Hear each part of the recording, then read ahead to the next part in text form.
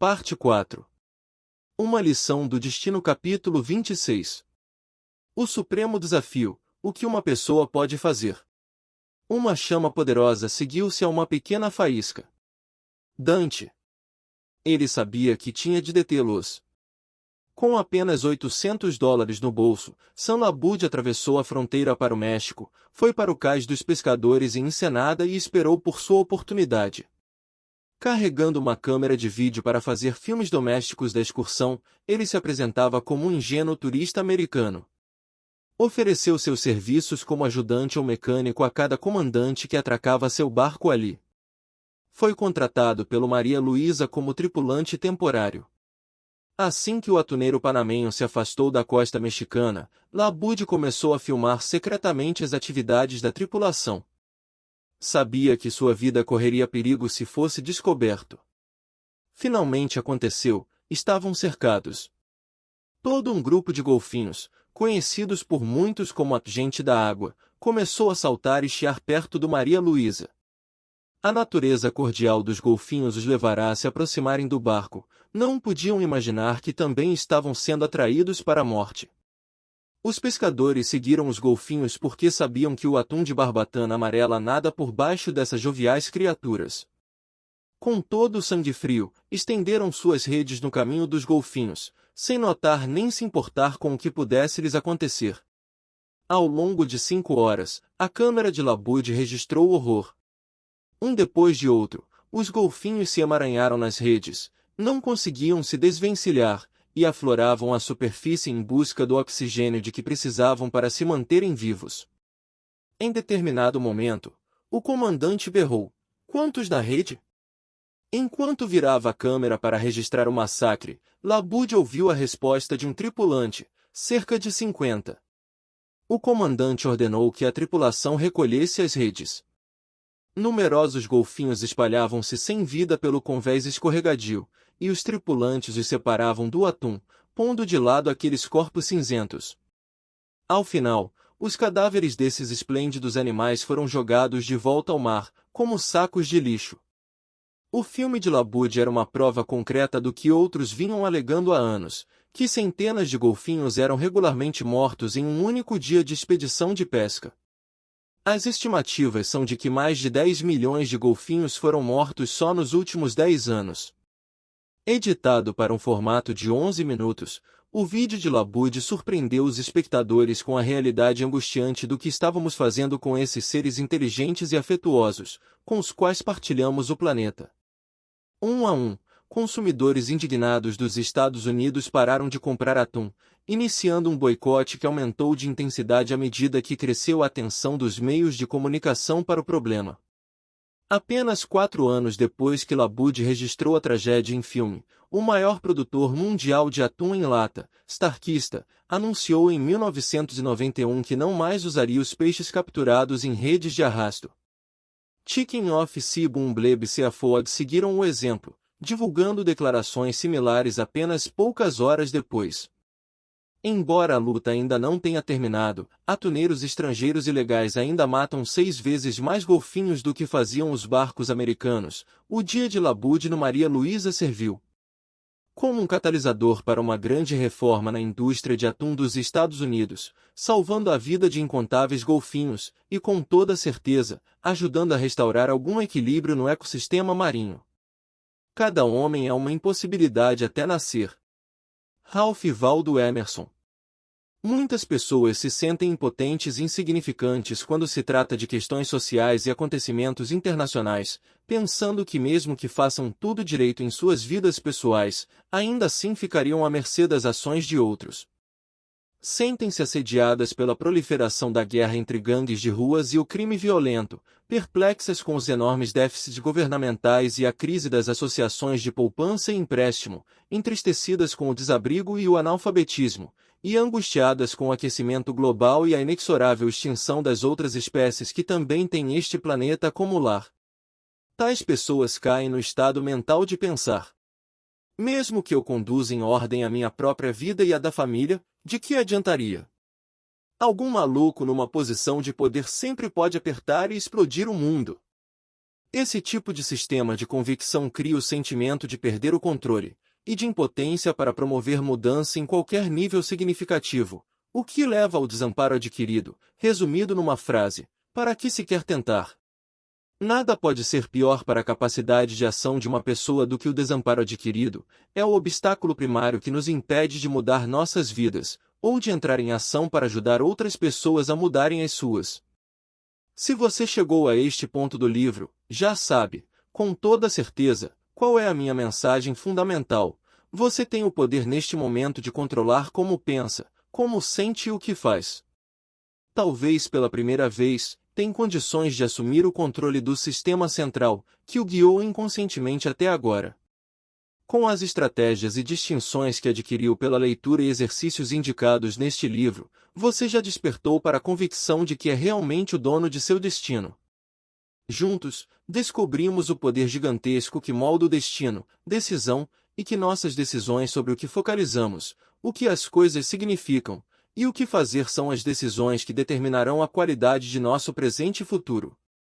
Agora chegou o momento de tratar do poder das decisões coletivas para moldarem o destino da comunidade, país e mundo.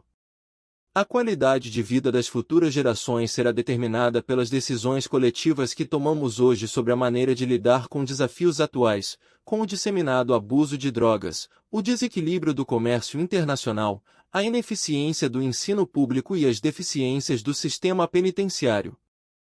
Ao nos fixarmos em tudo que não está funcionando, limitamos o foco aos efeitos e negligenciamos as causas dos problemas. Deixamos de reconhecer que são as pequenas decisões que você e eu tomamos todos os dias que criam nossos destinos. Lembre-se de que todas as decisões são seguidas pelas consequências. Se tomamos decisões inconscientemente, isto é, permitimos que outras pessoas ou outros fatores no ambiente pensem por nós, e agimos sem pelo menos prever os efeitos potenciais, então podemos estar perpetuando, contra a nossa vontade, os problemas que tememos. Ao tentar evitar a dor a curto prazo, muitas vezes acabamos tomando decisões que criam dor a longo prazo, e quando descemos pelo rio, dizemos a nós mesmos que os problemas são permanentes e inalteráveis, que são inerentes ao território. É bem provável que a falsa convicção mais difusa acalentada pela maioria das pessoas seja a falácia de que só um ato sobre-humano teria o poder de provocar uma reviravolta em nossos problemas. Nada pode estar mais longe da verdade. A vida é cumulativa. Os resultados que experimentamos em nossas vidas, quaisquer que sejam, são a acumulação de um punhado de pequenas decisões que tomamos como indivíduos, como uma família, como uma comunidade, como uma sociedade e como uma espécie. O sucesso ou fracasso de nossas vidas não é geralmente o resultado de um evento cataclísmico ou de uma decisão momentosa, embora às vezes possa parecer assim. Em vez disso, o sucesso ou fracasso é determinado pelas decisões que tomamos e as ações que efetuamos dia a dia. Da mesma forma, portanto, são as decisões e ações diárias de cada um de nós, assumindo a responsabilidade num nível individual, que farão de fato a diferença em questões como a capacidade de cuidar de nossos deficientes, e se podemos aprender a viver em harmonia com o meio ambiente. A fim de promover mudanças amplas e profundas, tanto no destino individual quanto no coletivo, é necessário nos empenharmos numa melhoria constante e incessante, na disciplina do Cani. Só assim poderemos fazer uma diferença que vai durar a longo prazo. A suprema solução. Em sua opinião, qual é o único elemento comum em todos os problemas com que nos defrontamos hoje, como nação e como mundo? Da crescente quantidade de pessoas sem teto aos índices de criminalidade cada vez mais elevados, gigantescos déficits orçamentários e lento estrangulamento do ecossistema, a resposta é que cada um desses problemas foi causado ou desencadeado pelo comportamento humano. Portanto, a solução para cada um desses problemas é mudar nosso comportamento. Isso exige a mudança da maneira como avaliamos ou tomamos decisões, o tema tratado neste livro. Não temos um problema de abuso de drogas, temos um problema de comportamento. A gravidez adolescente não é o resultado de um vírus. É a consequência de um comportamento específico. A guerra de gangues é um problema de comportamento. Até mesmo a guerra nuclear é, em última análise, um problema de comportamento. Nossas decisões construíram as bombas, e nossas decisões vão eliminá-las. Todos esses problemas são o resultado de ações que as pessoas optaram por efetuar. Por exemplo, quando alguém se torna membro de uma gangue, essa decisão isolada acarreta toda uma série de comportamentos e problemas. Com a nova identidade da gangue, ele vai seguir um código de comportamento específico, que atribui um valor maior a coisas como lealdade ao grupo, e daí decorre todo um sistema de regras e comportamentos característicos. Um exemplo global dos efeitos a longo prazo de nossas decisões é a escassez de alimentos, com fome crônica, que ceifam tantas vidas ao redor do mundo. A Organização Mundial de Saúde demonstrou que é possível alimentar todos os homens, mulheres e crianças no planeta. Apesar disso, a cada dia 40.000 crianças morrem de fome. Por quê? É evidente que dispomos dos recursos, mas algo saiu terrivelmente errado, não apenas com a maneira como os alimentos são distribuídos, mas também com o modo pelo qual usamos os recursos. O que há de interessante em tudo isso? A boa notícia é que a partir do momento em que compreendemos que a raiz de todos os problemas é o comportamento, e o processo de tomada de decisão que usamos para iniciá-lo, então sabemos que nós somos os únicos que podemos mudá-lo. Como você aprendeu neste livro, a única coisa sobre a qual temos controle absoluto é o nosso mundo interior. Nós decidimos o que as coisas significam, e o que fazer em relação a elas, e, em decorrência de nossas decisões, efetuamos ações que têm um impacto sobre o ambiente exterior. Há ações que cada um e todos nós podemos realizar em casa, no trabalho e na comunidade para desencadear uma corrente de consequências positivas específicas. Com nossas ações, comunicamos nossas convicções e valores mais profundos, e através da influência global dos meios de comunicação de massa, até mesmo as ações mais simples têm o poder de influenciar e acionar pessoas de todas as nações. Embora isso pareça animador para a raça humana, você pode perguntar: em que uma única pessoa pode fazer uma diferença real no mundo? Praticamente em qualquer coisa. O único limite para o seu impacto é sua imaginação e empenho. A história do mundo é simplesmente a crônica do que aconteceu por causa dos feitos de um pequeno número de pessoas comuns, que possuíam extraordinários níveis de empenho em fazer uma diferença. Esses indivíduos fizeram pequenas coisas extraordinariamente bem. Decidiram que algo devia mudar, que eles deviam assumir a condução da mudança e que podiam fazê-lo, e depois invocaram a coragem de persistir até encontrarem um meio de realizar o que desejavam. Esses são os indivíduos a que chamamos de heróis. Creio que você e eu, e todas as pessoas que conhecemos, possuímos a capacidade inata de sermos heróicos, de darmos passos ousados, corajosos e nobres para tornar a vida melhor para os outros, mesmo quando parece ser, a curto prazo, às nossas custas. A capacidade de fazer a coisa certa, de ousar assumir uma posição e fazer uma diferença, existe dentro de você neste momento. A questão é a seguinte: quando chegar o momento, você vai se lembrar que é um herói e reagir com altruísmo em apoio dos que precisam? Foi involuntário, eles afundaram meu barco. John F. Kennedy, quando lhe perguntaram como se tornará um herói. Muitas pessoas querem evitar qualquer insinuação de problema ou desafio, mas superar as dificuldades é a provação que forma o caráter.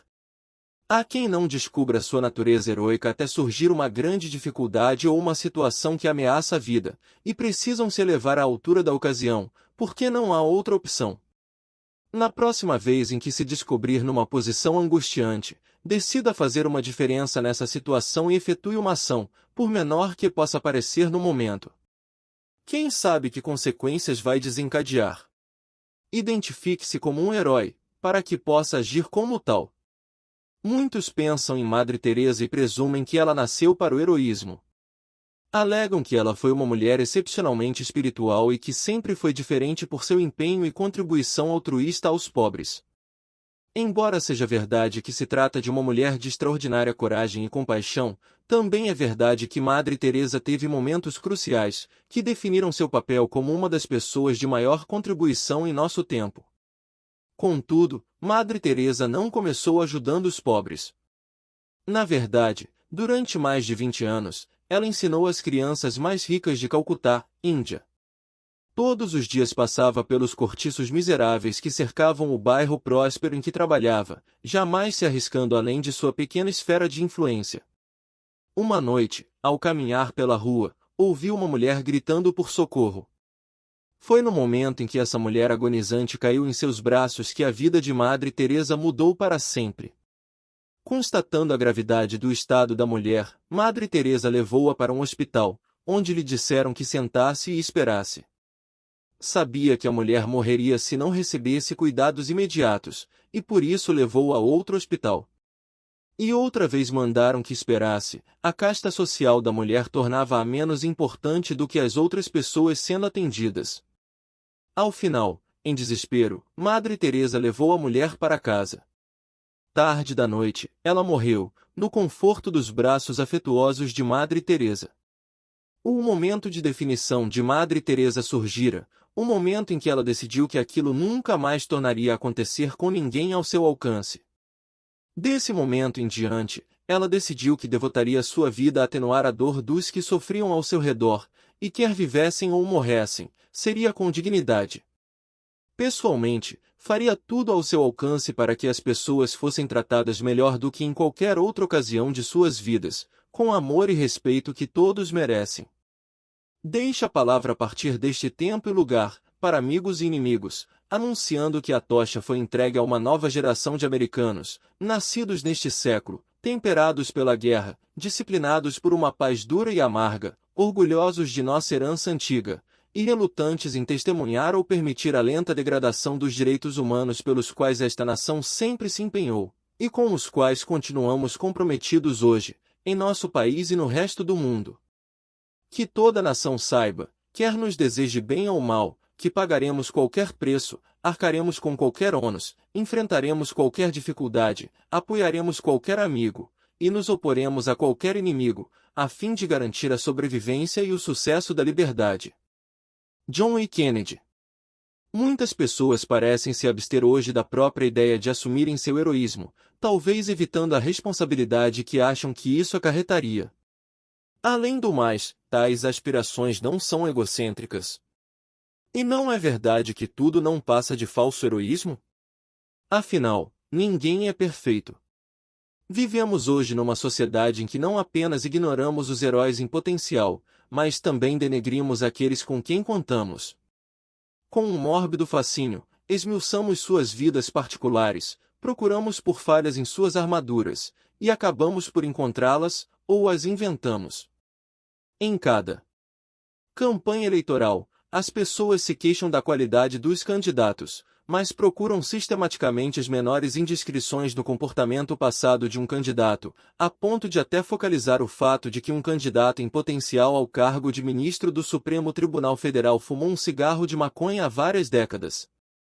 Se submetêssemos os heróis de nosso passado aos mesmos critérios implacáveis pelos quais julgamos os heróis atuais, não teríamos nenhum herói. Os Kennedys e os Kings teriam dificuldades em resistir à mentalidade sensacionalista de hoje. Parece que temos tanto medo de nos decepcionar que procuramos encontrar alguma coisa errada desde o início, só para não ficarmos desapontados mais tarde. Enquanto partirmos do princípio de que todos os heróis têm pés de barro, é claro que devemos então acreditar que há algo errado com todos nós, que ninguém possui o que é preciso para ser um herói, nem é bastante bom. Como eu defino um herói? Um herói é uma pessoa que contribui corajosamente nas circunstâncias mais árduas. Um herói é uma pessoa que age com altruísmo e que exige mais de si mesma do que os outros esperariam. Um herói é alguém que desafia a adversidade e faz o que acredita ser certo, apesar do medo. Um herói projeta-se além do bom senso dos defensores do status quo. Um herói é alguém que tem como objetivo contribuir, alguém que está disposto a dar um exemplo, alguém que vive pela verdade de suas convicções. Um herói desenvolve estratégias para assegurar seu resultado, e persiste até que tudo se torna uma realidade, mudando sua atitude conforme necessário, e compreendendo a importância das pequenas ações sistemáticas. Um herói não é alguém perfeito, porque nenhum de nós é perfeito. Todos cometemos erros, mas isso não invalida as contribuições que fazemos ao longo de nossas vidas. Perfeição não é heroísmo, humanidade é. O desafio dos desabrigados. Sabendo que dentro de cada um de nós existe a centelha do heroísmo esperando para ser acionada, como podemos enfrentar um problema social gigantesco como a terrível população de desabrigados dos Estados Unidos? O primeiro fundamento para mudarmos essa situação é defendermos um padrão mais elevado. Devemos decidir que, como o país mais rico do mundo, não estamos mais dispostos a aceitarmos ter tantos homens, mulheres e crianças jogados nas ruas, como um refúgio humano. Qual a porcentagem de desabrigados em nossa população? No momento em que escrevo, ainda não foram completamente tabulados os resultados do censo de 1990 sobre os desabrigados. Na verdade, pela própria natureza da situação, as pessoas desabrigadas não têm endereço, é difícil obter dados exatos. As estatísticas mais citadas estimam que há pelo menos 3 milhões de cidadãos americanos sem teto, ou seja, 1 em cada 100 americanos vive nas ruas ou em abrigos para indigentes. O segundo fundamento para tratar desse problema é mudar nossas convicções. Devemos parar de acreditar que se trata de um mal permanente afligindo o país, e que nenhuma pessoa tem condições de realizar qualquer coisa que possa fazer uma diferença. A maneira de se libertar da impotência adquirida é adotar a convicção de que, como um indivíduo, você pode fazer uma diferença, e que na verdade todos os grandes movimentos de reforma foram promovidos por indivíduos empenhados. Outra convicção que devemos mudar é a de que os desabrigados se encontram em sua atual situação porque são mentalmente perturbados. As estatísticas também não podem ser precisas sob esse aspecto, mas calcula-se que entre 16 e 22% dos desabrigados sofrem alguma forma de doença mental. A fim de ajudar de fato essas pessoas, devemos superar nossos estereótipos mentais. Generalizar sobre os desabrigados não nos fortalece a ajudá-los, e não resta a menor dúvida de que muitos podem ser ajudados. O que causa a existência de desabrigados, em primeiro lugar? Além da doença mental já mencionada, outros motivos comumente citados incluem o custo cada vez mais alto da habitação, somado à redução dos salários, o abuso de drogas e álcool, e o colapso da tradicional família americana. A verdade é que todos esses motivos são legítimos. Contudo, por trás de todos, vamos encontrar sistemas de convicções. Afinal, há muitas pessoas que também sobreviveram à devastação do abuso de drogas e álcool, que perderam suas casas ou não conseguem ganhar o suficiente para pagar um aluguel, e que nunca experimentaram uma vida familiar estável, e apesar disso essas pessoas nunca se tornaram desabrigadas. Qual é a diferença? Tudo se reduz a convicções, valores e identidade básicos de cada indivíduo. Muitas pessoas que vivem nas ruas podem se considerar como desabrigadas, mas outras podem se ver como estando temporariamente sem um lar. Assim, procuram soluções, e encontrarão um meio de voltarem ao estilo de vida tradicional. Para se criar uma mudança a longo prazo no indivíduo desabrigado, deve haver uma mudança de identidade. É a única forma de se produzir uma mudança consistente em seu comportamento. Desde 1984, tenho trabalhado com organizações de desabrigados no South Bronx, Brooklyn, Havaí e San Diego, ajudando pessoas a promoverem a transformação de desabrigado para contribuinte social. A cada ano, em meus programas de confirmação e controle da vida, os participantes passam uma noite com vários desabrigados, para propiciar a mudança e ajudá-los a dar uma virada em suas vidas. Os resultados dessas interações de uma hora são às vezes espantosos. Um exemplo extraordinário é o de um jovem chamado TJ. Nós o conhecemos há 2 anos, quando o encontramos na rua, e o convidamos para jantar conosco, se partilhasse um pouco da história de sua vida. Na ocasião, diz ele, estava alto como uma pipa. Vivia nas ruas há mais de 10 anos, viciado em cocaína, metadona e anfetaminas. Depois de passarem apenas 1 hora com ele, os participantes do seminário foram capazes de ajudá-lo a fazer grandes mudanças em suas convicções e a desenvolver estratégias para sustentar sua nova identidade. Hoje, TJ não apenas saiu das ruas e se livrou das drogas, mas também da sua contribuição à sociedade, é um bombeiro no Texas. Mais do que isso, nos últimos 2 anos, ele voltou ao nosso programa, a fim de nos ajudar a recrutar outros na mesma situação em que ele se encontrava há tão pouco tempo. Entrevistando desabrigados, descobri que muitos são iguais a TJ.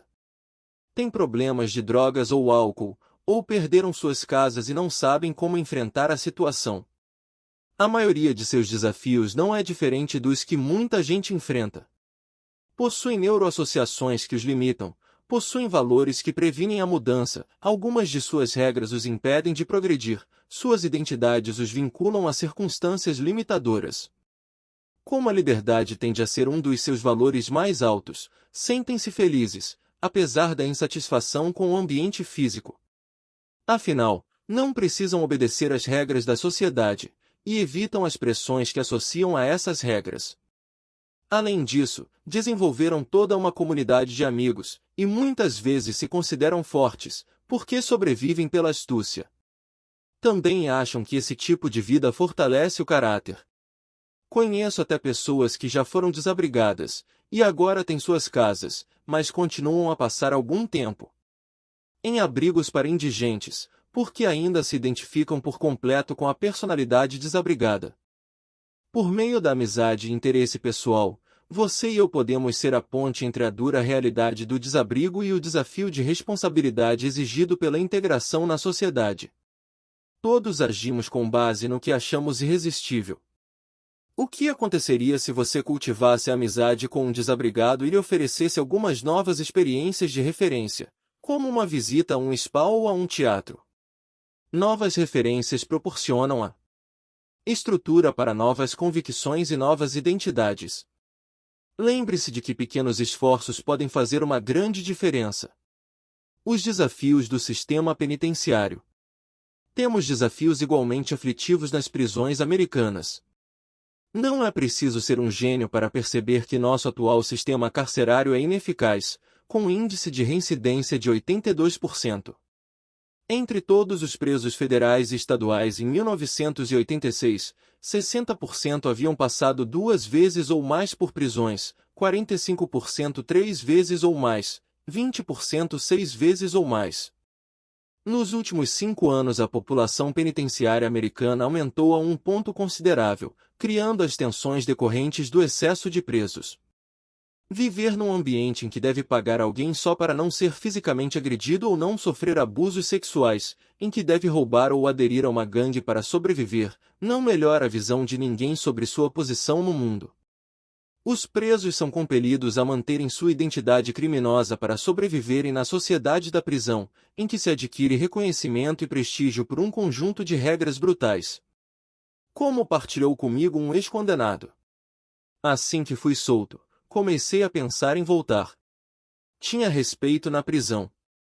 Contava com caras que matariam por mim. Lá fora, era apenas um ex-condenado imprestável. Enviados para um mundo em que não conhecem ninguém, pensando que não tem como controlar seu ambiente, esses homens e mulheres costumam fazer coisas, consciente ou inconscientemente, para garantir seu retorno ao lar. Esse ciclo de criminalidade pode ser interrompido? Claro que pode, se houver bastante dor vinculada à permanência na prisão, e bastante prazer associado a estar fora. Se pudéssemos treinar as pessoas de maneira eficaz, a combinação desses fatores seria espantosa. Entrevistei um homem que acabará de sair da prisão, depois de uma pena de 8 anos por tentativa de homicídio. Quando lhe perguntei se atiraria outra vez em alguém, ele sorriu e respondeu: sem a menor hesitação, se alguém tentasse tirar minhas drogas. Não quer evitar o retorno à prisão? Claro que não. A prisão não é tão ruim assim. Ali, eu não precisava me preocupar com a próxima refeição. E podia assistir à televisão. Tinha tudo sob controle, sabia como lidar com os outros caras, e por isso não tinha com que me preocupar. A prisão não é um dissuasor para o seu comportamento sociopático. Ele simplesmente não associa dor ao encarceramento. Compare isso com as experiências de Frank Abagnale, autor do livro Prenda-me se for capaz. Ele é famoso no mundo inteiro por seus golpes como o Grande Impostor. Viaja por toda parte, apresentando-se como piloto da PAN, administrador de hospital, assessor do procurador-geral da Louisiana, entre outros disfarces, e dando golpes de milhões de dólares. Frank tornou-se um dos mais destacados especialistas americanos em sistemas de segurança bancária, um homem que contribui para a comunidade. O que provocou a mudança? A dor. Em consequência de um de seus golpes, ele foi preso e encarcerado numa prisão francesa. Ninguém o ameaçou com abusos físicos ou sexuais, mas a dor foi muito intensa. Em primeiro lugar, ele cumpriu toda a sentença numa cela escura, totalmente isolado de qualquer contato com o mundo exterior, nada de televisão, jornais, rádio, conversas com outros presos ou guardas. Segundo, nunca lhe disseram quando seria solto. Não tinha a menor ideia se ficaria ali por 60 dias ou 60 anos. A dor de não saber, o senso de incerteza, era a forma mais severa de punição imaginável, e Frank vinculou tanta dor a esse inferno na terra que jurou que nunca mais voltaria. E quer saber de uma coisa? Ele não é o único assim. Não é de surpreender que as prisões francesas tenham um índice de reincidência de 1%, e gastam cerca de $200 por ano com cada preso, uma cifra ainda mais espantosa quando se considera que os americanos despendem em torno de $30.000 por ano com seus prisioneiros, e perpetuam um índice de reincidência de 82%. Estou sugerindo que copiemos o sistema penitenciário francês? Não. Só estou dizendo que o atual sistema americano obviamente não funciona, e já é tempo de experimentar outra coisa. Devemos proporcionar a nossos presos um ambiente em que não tenham de se preocupar constantemente com a possibilidade de serem espancados ou atacados pelos companheiros de cela, mas ao mesmo tempo não podemos converter a prisão no lar que nunca tiveram. Estou sugerindo que as condições da prisão devem ser indesejáveis, desconfortáveis, e que durante a pena se deve mostrar às pessoas meios de fazer com que o mundo exterior seja uma experiência que possam controlar, uma experiência de prazer e possibilidades, a fim de que se tornem algo que desejem, em vez de temerem, ao serem libertadas. Devem vincular dor à permanência na prisão, e prazer à mudança. De outra forma, o comportamento que os levou à prisão nunca será modificado a longo prazo. Acima de tudo, um preso deve saber que alguém se importa com ele e se empenha em lhe oferecer estratégias que guiarão sua vida por um novo rumo. Nem todos os presos estão prontos para a mudança, mas os que se encontram preparados merecem todo o nosso apoio. Enquanto existir uma classe inferior, estou nela; enquanto existir um elemento criminoso, pertenço a ele; enquanto houver uma alma na prisão, eu não serei livre. Eugene Victor Debs. O que você pode fazer? Uma ação simples, mais profunda, seria assumir o compromisso de uma vez por mês visitar um preso que tenha sinceramente decidido mudar a qualidade de sua vida. Torne-se um amigo afetuoso, pronto a ajudá-lo, e mostre-lhe as opções disponíveis. Nunca esquecerei o relacionamento que desenvolvi ao me apresentar como voluntário para visitar um homem na prisão de Chino, Califórnia. Através de minha ajuda e estímulo, ele começou a correr 8 quilômetros por dia, a ler livros inspiradores e instrutivos, e iniciou a transição de preso para pessoa de valor. Quando foi solto, 2 anos depois, o senso de ligação e contribuição que partilhamos foi uma das experiências mais satisfatórias de minha vida. O desafio da violência das gangues. Embora o crime adulto seja um problema de grandes proporções, precisamos tratar também dos meios para conter o fluxo da juventude para o sistema reformatório penal. O que fazer com os assassinatos sem sentido que são cometidos todos os dias por membros de gangues juvenis nos guetos das grandes cidades?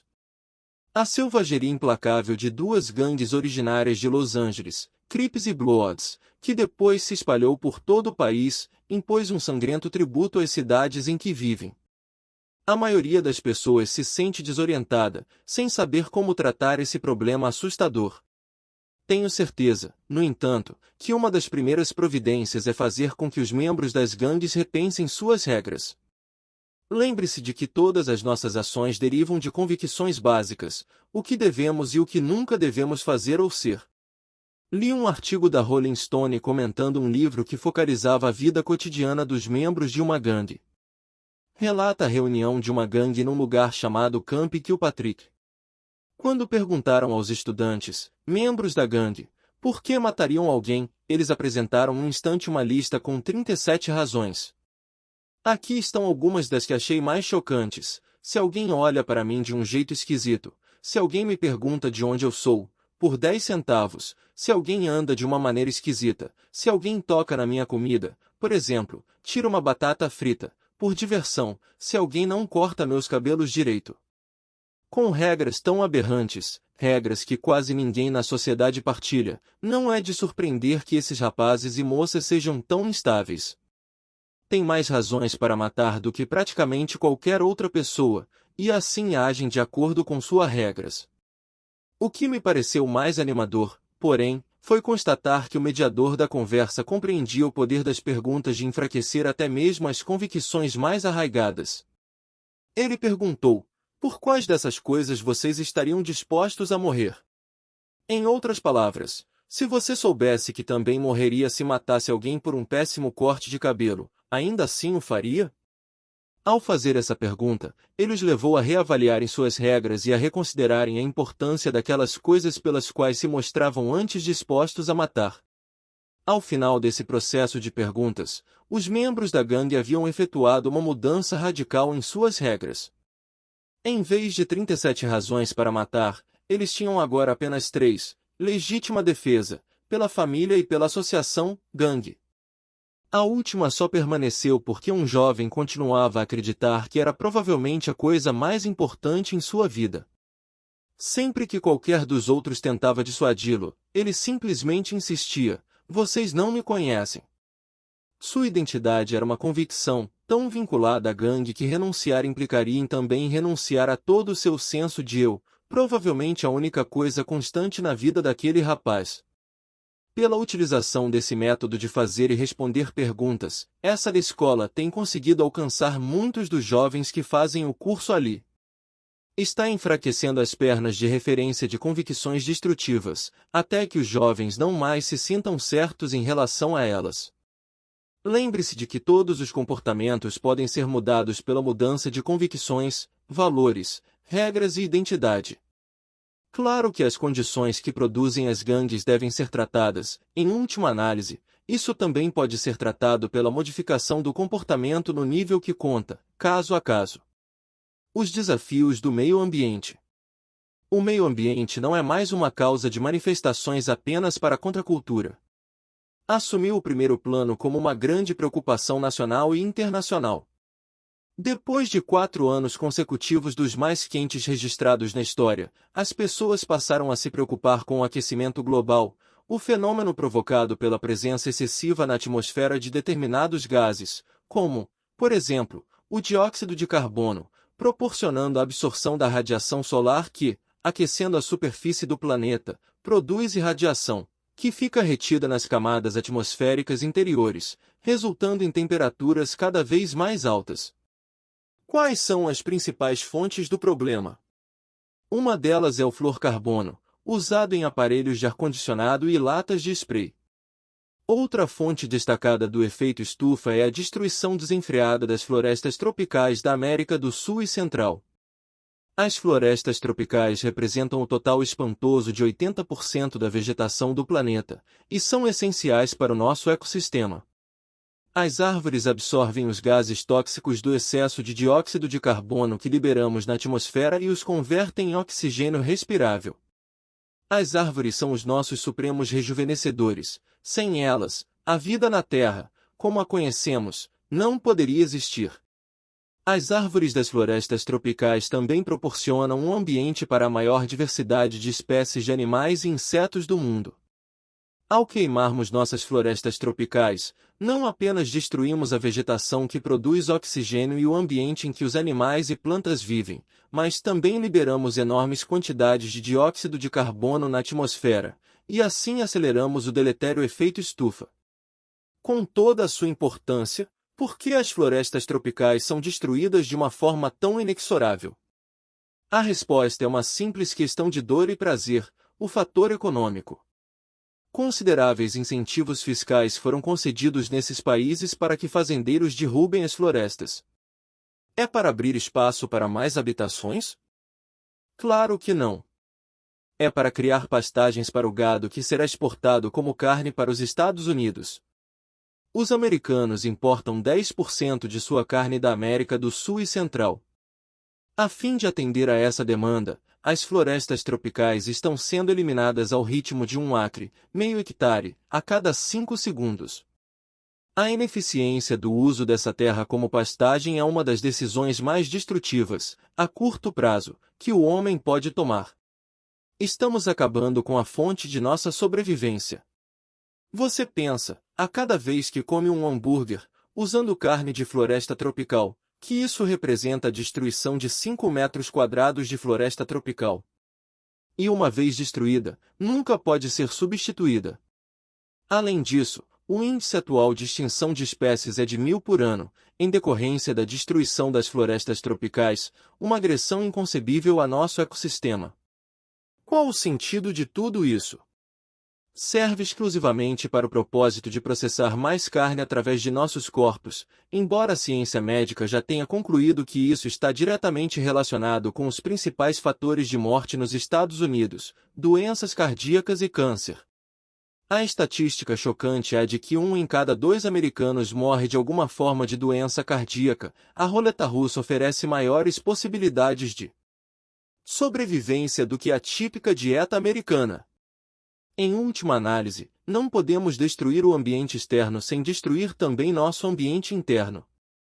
Você quer deter a destruição das florestas tropicais? Quer ajudar a restaurar o delicado equilíbrio de nosso ecossistema? Além de enviar seu apoio financeiro para organizações ecológicas, como a Greenpeace, a coisa mais importante que pode fazer é vincular dor a seus comportamentos pessoais que perpetuam o péssimo aproveitamento do planeta. Um passo, com toda certeza, seria reduzir ou eliminar o consumo de carne de hambúrguer. Um boicote deu certo com a indústria de atum, e pode dar certo aqui também. Não estamos falando apenas de dólares e centavos. O próprio planeta está em jogo. Saiba que as decisões que você toma sobre o que põe em seu prato ao jantar determinam, numa escala mínima, mas inegável, coisas como a quantidade de dióxido de carbono que é liberada em nossa atmosfera, e quantas espécies vegetais e animais morrerão a cada dia. Agora, vamos analisar o impacto de suas decisões dietéticas num nível local. Talvez você viva num estado americano, como eu, que experimenta uma intensa escassez de água. Na verdade, já se disse que no século XXI a água será o ouro do futuro, um dos nossos recursos mais valiosos e escassos. Como isso pode acontecer, num planeta que é predominantemente coberto por água? O motivo pode ser encontrado na administração incrivelmente medíocre desse recurso vital. Em termos específicos, o problema se relaciona com a indústria da carne. Pense no seguinte: a quantidade de água usada para criar um único bezerro é suficiente para fazer flutuar um contratorpedeiro americano. Na Califórnia, todos nos empenhamos com afinco para poupar água, com providências como não regar os gramados e instalar redutores de fluxo em vasos sanitários e chuveiros. Todas essas ações são importantes, mas você sabia que é preciso 19.394 litros de água para produzir meio quilo de carne? Isso significa que você pode poupar mais água por não comer carne do que poderia se deixar de tomar banho de chuveiro durante um ano inteiro. Segundo David Fields, um economista de Cornell, e seu associado Robin Hood, cada dólar que os governos estaduais concedem aos criadores de gado, sob a forma de subsídios de irrigação, custa mais de $7 aos contribuintes em perdas salariais, aumento do custo de vida e receita empresarial reduzida. O que uma pessoa pode fazer para poupar mais água? A resposta me parece óbvia: cortar o consumo de carne. Aqui está mais uma coisa para você remoer. Sabia que mais energia é consumida pela indústria da carne de vaca do que por qualquer outra indústria individual nos Estados Unidos? A porcentagem de toda a matéria-prima que os Estados Unidos devotam à criação de gado representa 1/3 de todo o consumo de energia, e o combustível fóssil exigido para produzir meio quilo de carne é mais ou menos 39 vezes mais que o exigido para produzir o valor equivalente de proteína em soja. Se você quer poupar energia, seria mais sensato guiar seu carro até o restaurante no final do quarteirão do que se andasse até lá abastecido pelas calorias de 200 gramas de carne de boi ou galinha, produzidos por uma indústria com padrões ineficientes de energia. Está preocupado com as usinas de energia nuclear? Se reduzíssemos em 50% nosso consumo de carne, poderíamos eliminar totalmente a dependência da energia nuclear nos Estados Unidos, além de reduzir de uma forma significativa ou por completo a dependência de importância de petróleo do exterior. Uma questão final com que todos nos preocupamos é a fome no mundo. Com 60 milhões de pessoas morrendo a cada ano de inanição, é evidente que chegou o momento de examinarmos a eficiência da utilização de nossos recursos. Lembre-se de que todas as decisões têm consequências e de que, se não tivermos alguma compreensão do impacto a longo prazo em nosso planeta, tomaremos decisões ruins. A quantidade de alimentos produzidos em qualquer acre, 0,4 hectare, de terra fértil é bastante reduzida quando esse alimento é carne de boi. O mesmo acre de terra que produz 120 quilos de carne de boi daria para produzir 20.000 quilos de batata, mais ou menos a diferença entre alimentar uma pessoa e 160 pessoas. Os mesmos recursos usados para produzir meio quilo de carne podem produzir 8 quilos de cereais. A terra exigida para alimentar um comedor de carne durante um ano é de 3 acres e 1/4, para um lacto-ovo vegetariano, meio acre, e para um vegetariano total, 1/6 de acre. Em outras palavras, um acre pode alimentar 20 vezes mais pessoas se todas tiverem uma dieta vegetariana. 40.000 crianças morrem de inanição a cada dia, embora tenhamos a capacidade de alimentá-las, se administrássemos nossos recursos com mais eficiência. E tem mais, se cada americano reduzisse o consumo de carne em apenas 10%, o número de pessoas que poderiam ser alimentadas, usando os recursos que seriam liberados da criação de gado, seria de 100 milhões.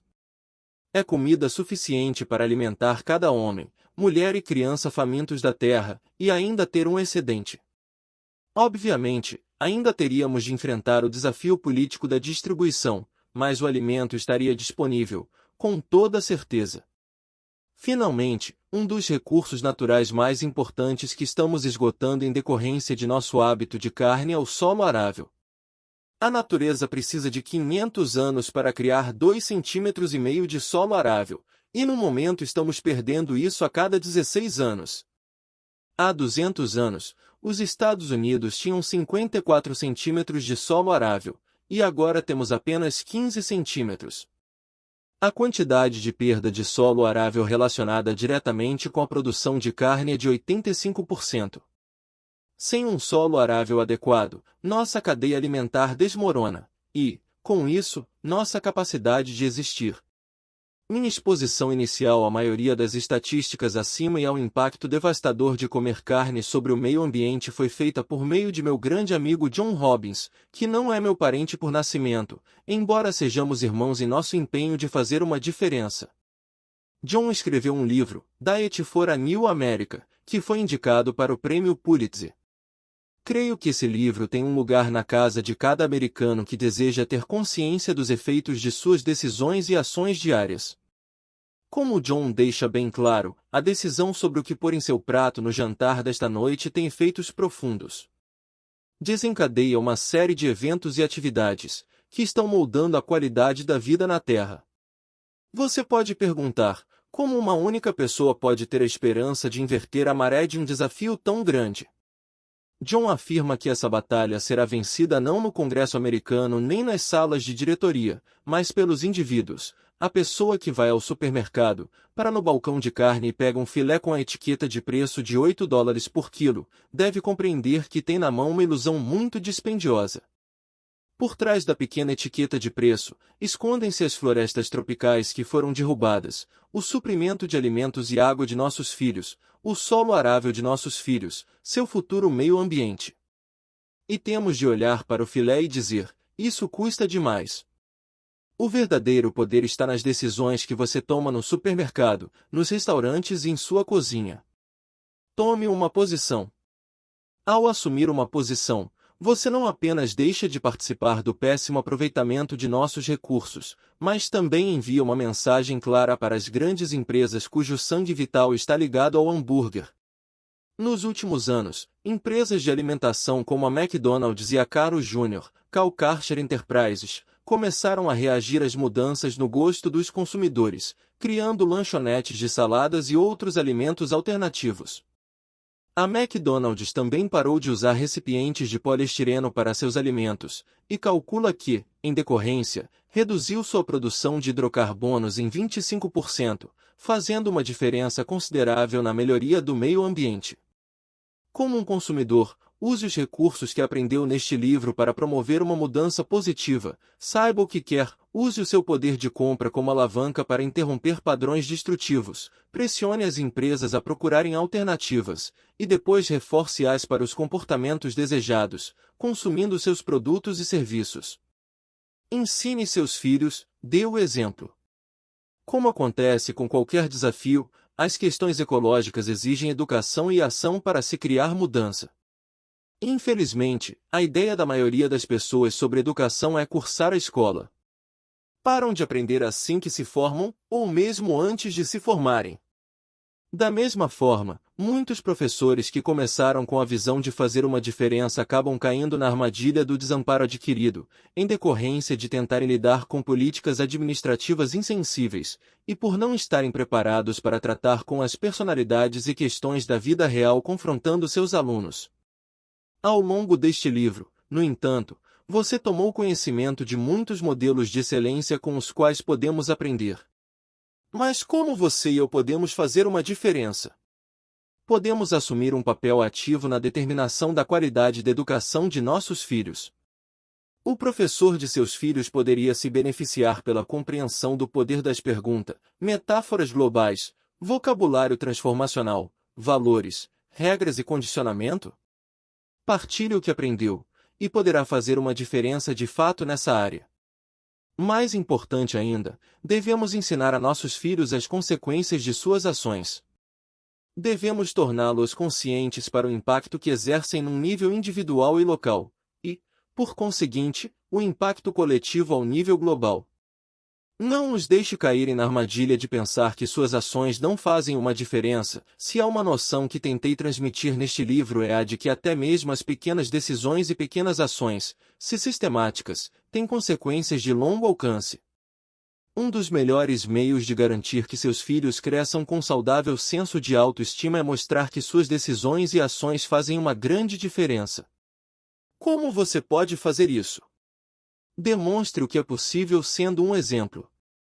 Demonstre para seus filhos o efeito de fazer perguntas fortalecedoras, viver de acordo com valores e regras que escolheu conscientemente, e usar todas as outras estratégias que já aprendeu.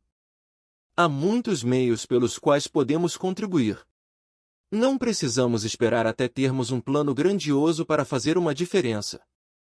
Podemos causar um impacto imediato, fazendo as menores coisas, tomando decisões que às vezes podem parecer insignificantes.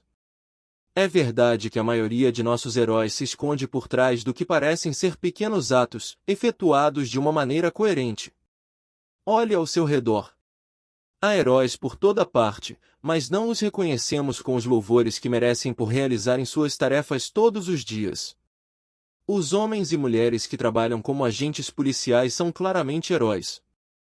Protegem-nos, criam um senso de segurança para nós, mas muitos os consideram como inimigos.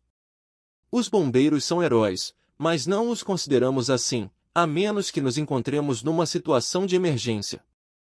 O mesmo se aplica aos motoristas de ambulâncias, telefonistas dos centros de emergências, conselheiros de crises, e uma porção de outros heróis anônimos. O simples fato de estar preparado pode fazer toda uma diferença. Por exemplo, como se sentiria se alguém sofresse um ataque cardíaco em sua presença, mas você tivesse um curso de ressuscitação cardiopulmonar e soubesse o que fazer?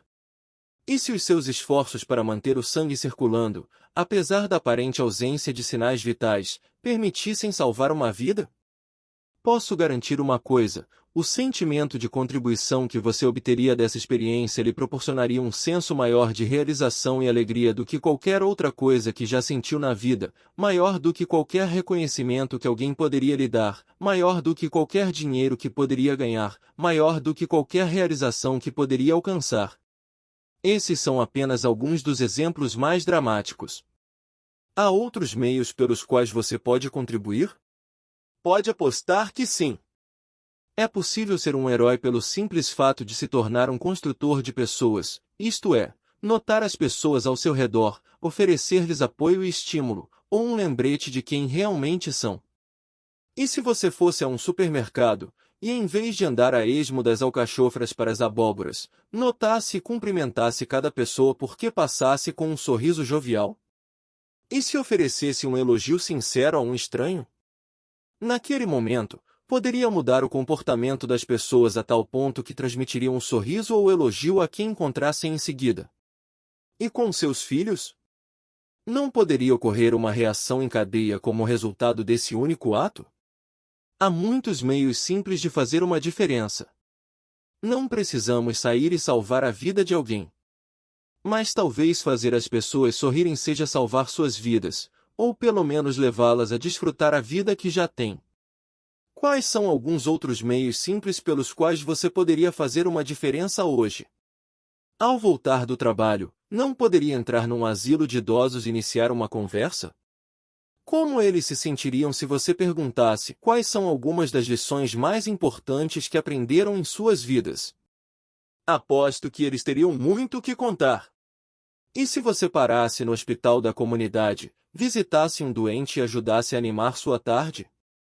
Mesmo que nada fizesse além de escutar a pessoa, já seria um herói. Por que tantas pessoas sentem medo de dar passos tão pequenos para ajudar os outros? Um dos motivos mais comuns é o fato de ficarem embaraçadas em fazer algo sobre o qual se sentem inseguras. Receiam serem rejeitadas, ou bancarem as tolas. Mas quer saber de uma coisa? Se você quer entrar no jogo e vencer, tem de se expor. Deve se mostrar disposto não só a se sentir estúpido, mas também a experimentar coisas que podem não dar certo, e se não derem certo, deve estar disposto a mudar sua estratégia. De outra maneira, como você poderia inovar? Como poderia crescer? Como poderia descobrir quem realmente é? Um presente de $10.000 para a universidade ou sua primeira casa. Se queremos mudar a qualidade de vida nos Estados Unidos, devemos sem dúvida afetar os sistemas de valores de uma grande massa de pessoas. Nosso futuro está nas mãos da juventude. No momento em que escrevo estas palavras, o presidente Bush acaba de assinar um documento que oferece uma oportunidade excepcional para a juventude e para a sociedade como um todo, se o aproveitarmos ao máximo. Há cerca de 2 anos, conheci uma mulher maravilhosa, que participou de meu seminário Encontro com o Destino. Seu nome é Barbara Mikulski, uma das 2 senadoras no Congresso dos Estados Unidos. Notando meu desejo de contribuir, ela me falou sobre o projeto de serviço nacional, de que era coautora, agora convertido em lei. Você deve conhecê-lo. Oferece uma oportunidade excepcional de contribuir para os que precisam, e ao mesmo tempo cria um futuro irresistível.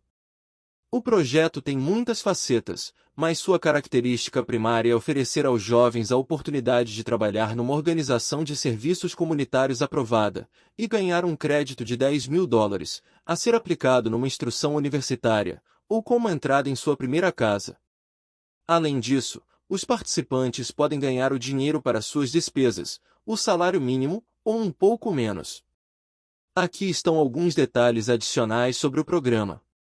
Estipula um compromisso voluntário de 2 a 6 anos, em tempo integral ou parcial, serviço em 2 fins de semana por mês, além de 2 semanas no verão, um crédito de $3.000 por ano para cada ano de serviço, que pode ser aplicado no pagamento de curso universitário, ou como entrada numa casa, não há limite de idade, e qualquer pessoa pode participar, uma estrutura baseada na comunidade, com ênfase na complementação de serviços públicos ou particulares. O mais importante no serviço nacional, porém, é a transformação dos valores das pessoas envolvidas. A fim de obterem o crédito, os jovens vão experimentar um senso de contribuição, ajudando os idosos, deficientes físicos, pacientes de câncer, analfabetos funcionais, e assim por diante. Embora possam ingressar no Serviço Nacional por causa do incentivo do crédito, a experiência diária de contribuir para os outros afetará profundamente a identidade e destino dos jovens. Uma vez tocada pela gratidão de outro ser humano, uma vida se transforma para sempre. Pode imaginar o impacto se a maioria de nossos jovens partilhasse dessa experiência? Você não pode viver um dia perfeito sem fazer algo por alguém que nunca será capaz de retribuir. John Wooden. O efeito mais poderoso que você vai desencadear será o desabrochar de seu senso de contribuição. Todos temos necessidade de ir além de nossos impulsos básicos de evitar a dor e alcançar o prazer. Creio que, lá no fundo, todos queremos fazer o que acreditamos ser certo, ir além de nós mesmos, e empenhar nossa energia, tempo, emoção e capital por uma causa maior. Devemos atender a nossas necessidades morais e espirituais, mesmo que isso nos acarrete dor a curto prazo. Reagimos não apenas a nossas necessidades psicológicas, mas também ao imperativo moral de fazer mais e ser mais do que qualquer um pode esperar. Nada nos proporciona um senso maior de satisfação pessoal do que a contribuição. Dar com altruísmo é a fundação da realização. Embora o programa do Serviço Nacional ofereça um caminho para atender a essas necessidades, uma possível desvantagem é o fato de visar basicamente os estudantes universitários. O jornalista e escritor William F. Buckley Jr. sugere que uma compreensão da dor e prazer pode nos ajudar a recrutar a ajuda de um segmento muito mais amplo da sociedade. Um sistema de punição e recompensa é a base de suas sugestões, traduzido em termos específicos em incentivos e sanções, que incluiria uma isenção fiscal para os primeiros $10.000 de rendimentos taxáveis ganhos por qualquer um que participe como voluntário do Serviço Nacional. Cada trabalhador nos Estados Unidos acaba alcançando um rendimento de $10.000 taxáveis, portanto, todos teriam um incentivo para oferecer seu tempo. Além disso, ele sugere, no lado da dor, uma legislação estipulando que os jovens só podem se candidatar ao crédito educacional se estiverem dispostos a oferecer algumas horas por semana ao programa do Serviço Nacional. Argumenta ainda que guiar um carro é um privilégio que a sociedade concede, e não deve ser estendido a quem não esteja disposto a contribuir para a sociedade como um todo. Assim, o direito a tirar carteira de motorista dependeria também da participação no Serviço Nacional. Embora ache que essa terceira opção é um tanto radical, e pode ser prejudicial, apoio plenamente as duas primeiras ideias. Esses incentivos atrairiam mais pessoas e provocariam um impacto maior sobre os valores da sociedade do que o plano atual. Há muitas organizações ansiosas por pessoal e outros recursos. Imagine o impacto que esses incentivos poderiam produzir. Buckley ressalta que gastamos mais de $30.000 por ano com cada preso, 35.000 com cada membro das Forças Armadas, 13.000 com os voluntários do Programa Comunitário Vista, e 5.000 com os estudantes do Centro de Treinamento dos Oficiais da Reserva. O Serviço Nacional é uma experiência que todos devemos promover, em benefício da sociedade. O poder desses programas é o fato de que, ao ajudarmos os outros, numa base permanente, começamos a reorientar nossos valores para a importância da contribuição. Como um país, se adotarmos esse valor, podemos mudar a face da nação e expandir nossa influência no mundo exterior. Mas você não pode se limitar à estrutura de programas patrocinados pelo governo. Há muitas organizações com uma extrema necessidade de ajudantes e competência, além de recursos financeiros e físicos. Imagine o impacto se os americanos como um todo, independentemente de recompensa ou sua ausência, convertessem a contribuição no imperativo. Você já pensou que se todas as pessoas nos Estados Unidos, exceto os muito jovens e idosos, decidissem contribuir com apenas 3 horas por semana, a nação colheria as recompensas de mais de 320 milhões de horas de trabalho muito necessário, dedicadas às causas que mais precisam?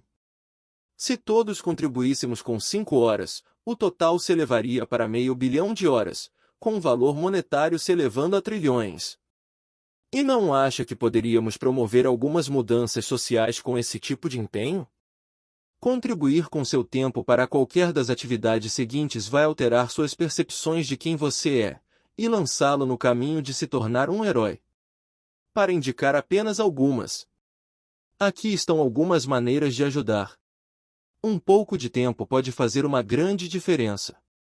Considere a possibilidade de empenhar umas poucas horas por semana ou por mês em uma das seguintes áreas em sua comunidade: programas para deficientes mentais e físicos, ensino de habilidades básicas, creches, registro de eleitores, patrulhas voluntárias de cidadãos, vigilância do bairro, trabalho em biblioteca, catalogação, distribuição de livros a pessoas acamadas, conservação de energia, manutenção de parques, faxinas comunitárias, maratonas beneficentes, educação sobre drogas, aconselhamento por telefone, programas de atendimento juvenil, adoção internacional, programas de extensão comunitária, socorros de emergência, pintura e reforma de prédios públicos,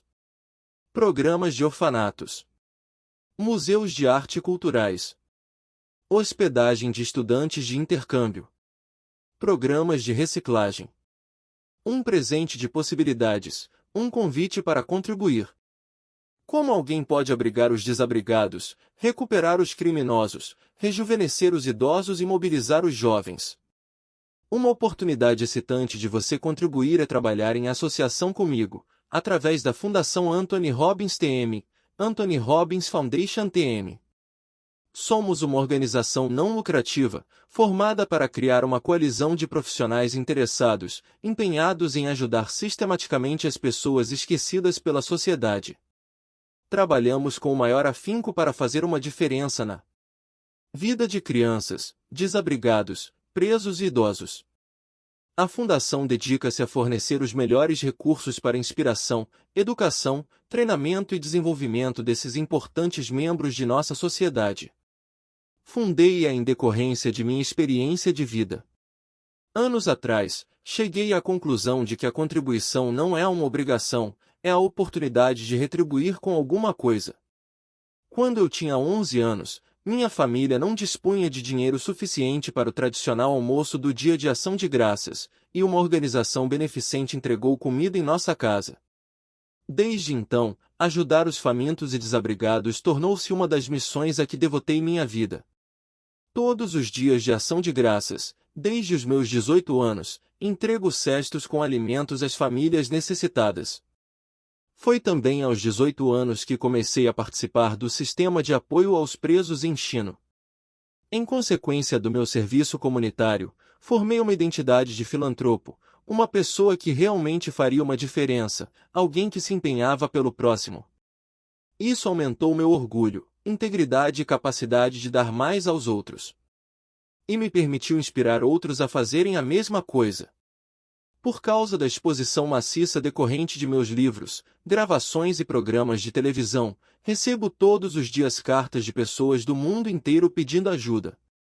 Algumas das transformações mais profundas e comoventes de que tomei conhecimento foram de presos e de pessoas que não são mais desabrigadas. Por isso, a Fundação ofereceu uma cópia gratuita da minha biblioteca de áudio de 30 dias, Poder Pessoal, e um exemplar de meu primeiro livro, Poder Sem Limites, a todas as prisões dos Estados Unidos. No momento em que escrevo, estamos entrando em contato com todos os abrigos de pessoas sem teto do país para fazer a mesma oferta. Reservei 10% dos direitos autorais deste livro à Fundação, a fim de financiar essas distribuições.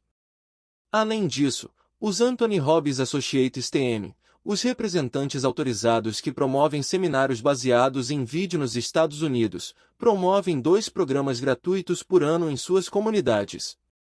Esses programas são realizados em prisões, abrigos dos sem-teto, escolas secundárias e centros de cidadãos idosos.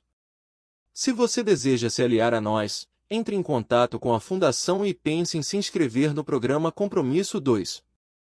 É um meio simples e equilibrado de promover o crescimento pessoal e contribuir de uma maneira que realmente faz uma diferença.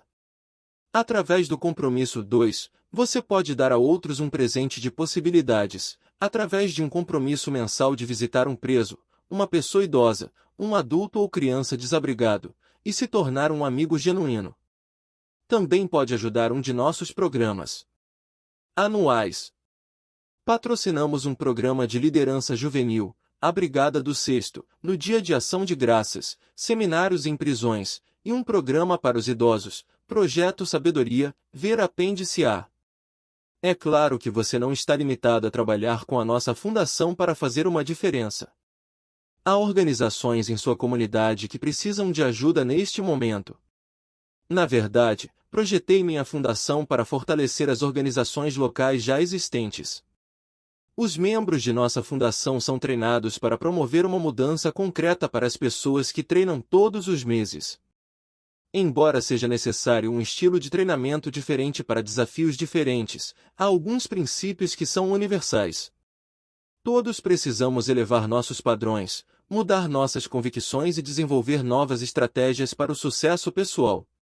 Ao ajudar as pessoas, precisamos proporcionar conhecimento profundo, noções simples e básicas, que podem aumentar imediatamente a qualidade de suas vidas.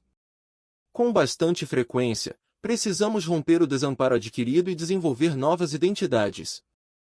São essas as habilidades e estratégias que constituem as fundações da minha tecnologia. Assim, queremos que todas as pessoas envolvidas nesse programa tenham também o domínio dessas habilidades. Apenas os que aprenderam o poder da contribuição sincera e altruísta experimentam a mais profunda alegria da vida, a verdadeira realização. Anthony Robbins. Se uma simples freira albanesa, sem recursos, apenas com sua fé e empenho, pode afetar positivamente as vidas de tantas pessoas, então é certo que você e eu possamos lidar de maneira eficaz com quaisquer desafios com que nos defrontamos. Se Ed Roberts pode sair de seu pulmão de aço todas as manhãs para projetar como mudar as atitudes de toda uma nação em relação aos deficientes físicos, e ser bem-sucedido, então é possível que você e eu também possamos ser heróis. Se uma pessoa pode sozinha mobilizar uma nação através de um videotape e um investimento de $800 para suspender a matança de golfinhos, então você e eu também podemos desencadear efeitos profundos. Muitas vezes não sabemos para onde a cadeia de acontecimentos nos levará. Confie em sua intuição, empenhe seu coração, ficará surpreso com os milagres que ocorrerão. Se você assumir o compromisso de dar 1 ou 2 horas por mês, isso vai reforçar sua identidade, e terá certeza de que é o tipo de pessoa que se importa, que promove a ação deliberada para fazer uma diferença. Descobrirá que não tem problemas em seu trabalho, porque passará a saber o que são problemas de verdade. Os transtornos que costumava ter por causa da queda na bolsa tendem a desaparecer quando carrega um homem sem pernas para a cama, ou quando aninha em seus braços um bebê com AIDS. É verdade, uma grande graça pode acompanhar um pequeno presente, e preciosas são todas as coisas que vêm dos amigos. Teócrito. Depois que você dominou os elementos deste livro, sua capacidade de lidar com seus próprios desafios torna-se um foco menor. O que era difícil antes torna-se fácil. A esta altura, você se descobrirá reorientando suas energias da concentração primária em si mesmo para a melhoria do que acontece em sua família, comunidade e possivelmente o mundo ao seu redor. A única maneira de fazer isso, com um senso de realização permanente, é através da contribuição altruísta. Portanto, não procure por heróis, seja um. Não precisa ser Madre Teresa, embora pudesse ser, se desejasse. Contudo, faça com que equilíbrio seja sua palavra de ordem. Procure pelo equilíbrio, em vez da perfeição. A maioria das pessoas vive num mundo de preto ou branco, pensando que é um voluntário sem vida própria, ou então um materialista, orientado para a satisfação pessoal, sem a menor preocupação em fazer uma diferença. Não caia nessa armadilha. A vida é um equilíbrio entre dar e receber, entre cuidar de si mesmo e cuidar dos outros. Dê uma parte de seu tempo, capital e energia aos que precisam, mas também se dispõe a dar a si mesmo. E faça isso com alegria, sem sentimento de culpa. Você não precisa arcar com o peso do mundo em seus ombros. A maioria das pessoas contribuiria se compreendesse que não é preciso renunciar a qualquer coisa para isso. Portanto, faça um pouco, e saiba que pode significar muito. Se todos fizessem isso, menos pessoas teriam de fazer tanto, e mais pessoas seriam ajudadas. Na próxima vez em que encontrar alguém que esteja passando por dificuldades, em vez de se sentir culpado por ter tantas bênçãos, experimente um senso de excitamento por ser capaz de fazer alguma coisa, por menor que seja, para que a pessoa pense em si mesma de uma nova maneira, ou simplesmente se sinta apreciada ou amada. Não precisa empenhar toda a sua vida nisso. Basta ser sensível. Aprenda a fazer às pessoas perguntas novas que as fortalecerão, afete-as de uma maneira nova. Aproveite essas oportunidades, e a contribuição será um prazer em vez de um fardo. Encontro com frequência pessoas que vivem em dor porque focalizam constantemente as injustiças da vida.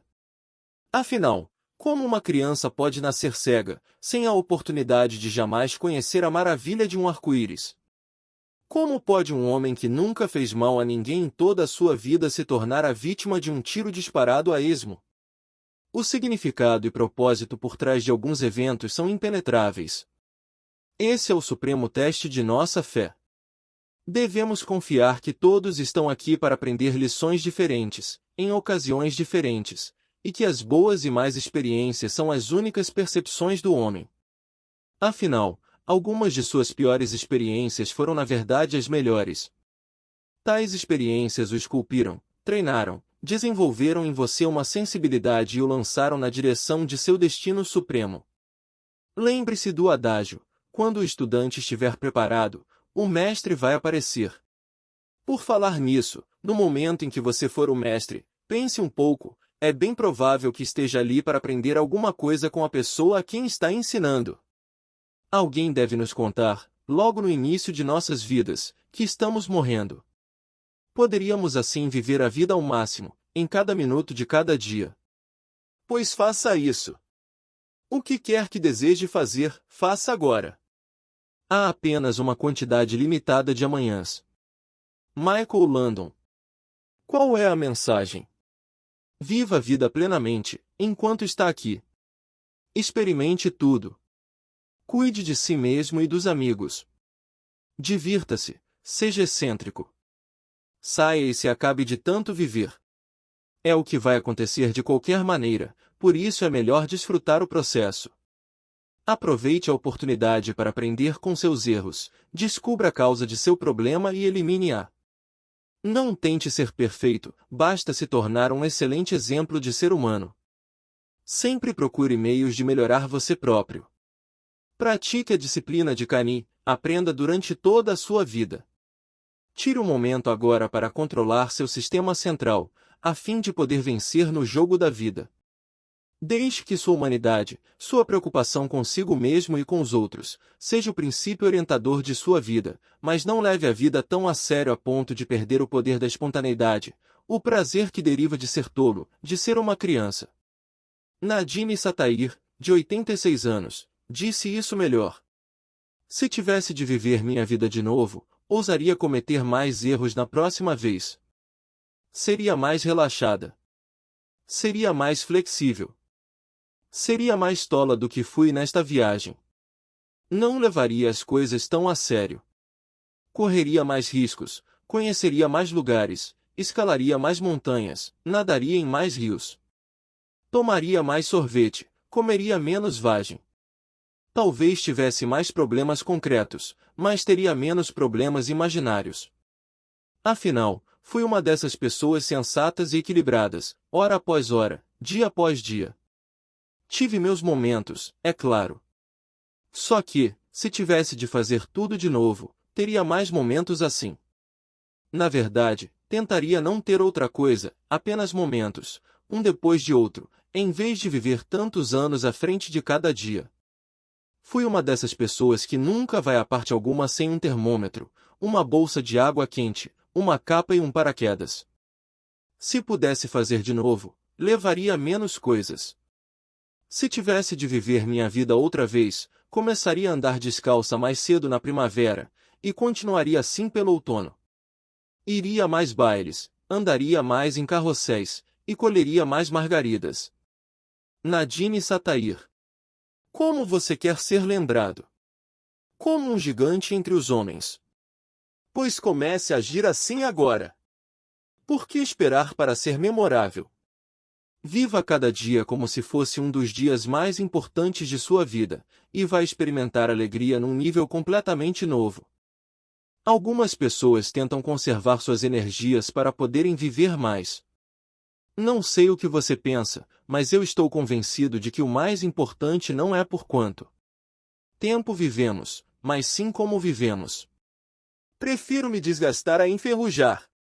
Que o fim nos encontre escalando uma nova montanha. Creio que uma das maiores dádivas que o Criador nos deu é a da expectativa e suspense. Como a vida seria tediosa se soubéssemos de antemão tudo o que vai acontecer. A verdade é que nunca sabemos o que vai acontecer em seguida na vida. Nos próximos momentos, pode acontecer alguma coisa capaz de mudar todo o rumo e qualidade de sua vida num instante. Devemos aprender a amar a mudança, pois é a única coisa certa. O que pode mudar sua vida? Muitas coisas. Um momento de profunda reflexão e umas poucas decisões, ao concluir a leitura deste livro, podem mudar tudo. Assim também uma conversa com um amigo, uma gravação, um seminário, um filme, ou um enorme e suculento problema que o leva a se expandir e se tornar melhor. Esse é o despertar que você procura. Portanto, viva numa atitude de expectativa positiva, sabendo que tudo o que acontece em sua vida o beneficia de alguma maneira. Saiba que é guiado por um caminho de incessante crescimento e aprendizado, que também é o caminho do amor eterno. Finalmente, ao deixá-lo agora, quero que saiba o quanto o aprecio e respeito como pessoa. Nunca nos encontramos pessoalmente, mas a impressão é de que já nos conhecemos há muito tempo, não é mesmo? Pois é certo que nossos corações já se encontraram. Ofereceu-me um grande presente ao permitir que eu partilhasse com você partes de minha vida e de meus conhecimentos. Minha sincera esperança é a de que alguma coisa do que partilhamos aqui o tenha tocado de uma maneira especial. Se você usar agora algumas dessas estratégias para aumentar a qualidade de sua vida, então eu me sentirei muito afortunado. Espero que permaneça em contato comigo. Espero também que me escreva ou que tenhamos o privilégio de nos conhecer pessoalmente num seminário, ou quando nossos caminhos se cruzarem por acaso. Por favor, não deixe de se apresentar. Aguardo ansioso a oportunidade de conhecê-lo e ouvir a história dos sucessos de sua vida. Até lá, não se esqueça de esperar milagres, porque você é único. Seja um portador da luz, uma força para o bem. Passo a tocha agora às suas mãos.